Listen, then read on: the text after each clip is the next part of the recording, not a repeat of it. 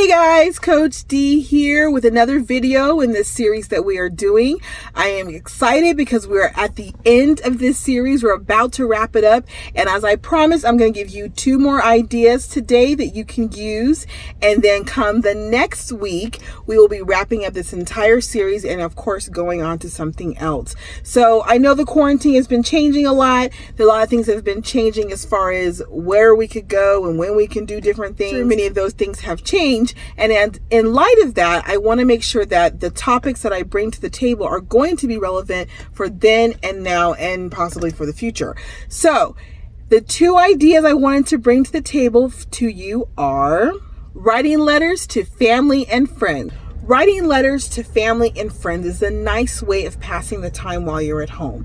The thing about it is, with the advent of emails and text messaging and all types of apps out there, people don't actually write letters like they used to.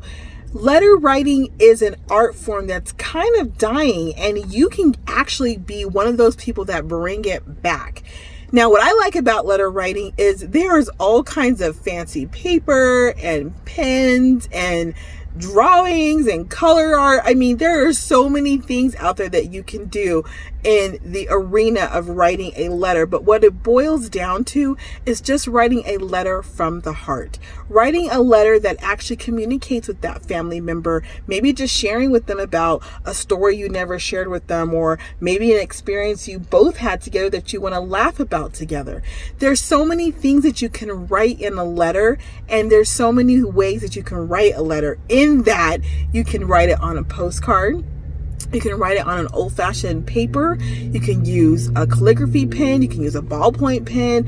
I mean, the list goes on and on. And if you want to get really fancy with it, you can even write letters and create your own envelopes. Going out on an adventure. Going out on an adventure doesn't require a lot of things in planning and preparation. In many cases, you can just explore your backyard or explore your neighborhood. If you want to get adventurous, you can certainly pack up a backpack, get in your car, and go to the nearest hiking spot. The point of it is that you are getting out of your 4 walls. Yes, you are staying quarantined, and yes, you want to honor social distancing, but you want to make sure that you are taking care of yourself by being outside. Being outside, being in the fresh air, being around the trees, hearing the birds, all of those things give a certain level of peace and serenity to your life. And although you may have been home, and maybe some of you have been out and about, but you've been staying home for the most part, going out on an adventure is an exciting experience that you get to control.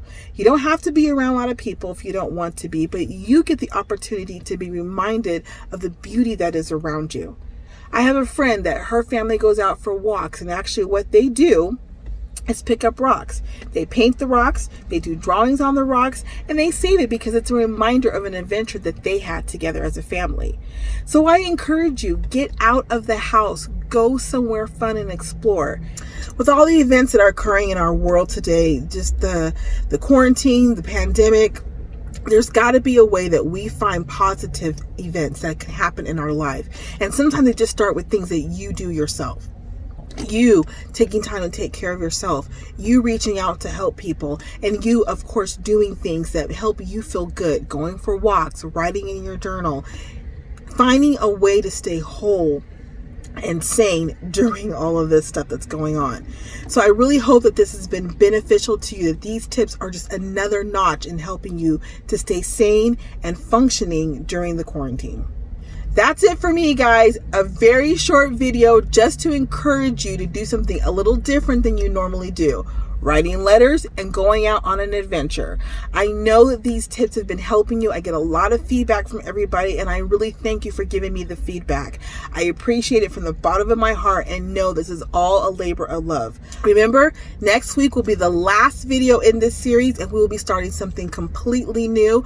God has been inspiring me in a lot of different ways, and I cannot wait to share with you the content the Lord has been giving me. I am Coach D with Seed the Tree Coaching. Be blessed and be a blessing. Bye.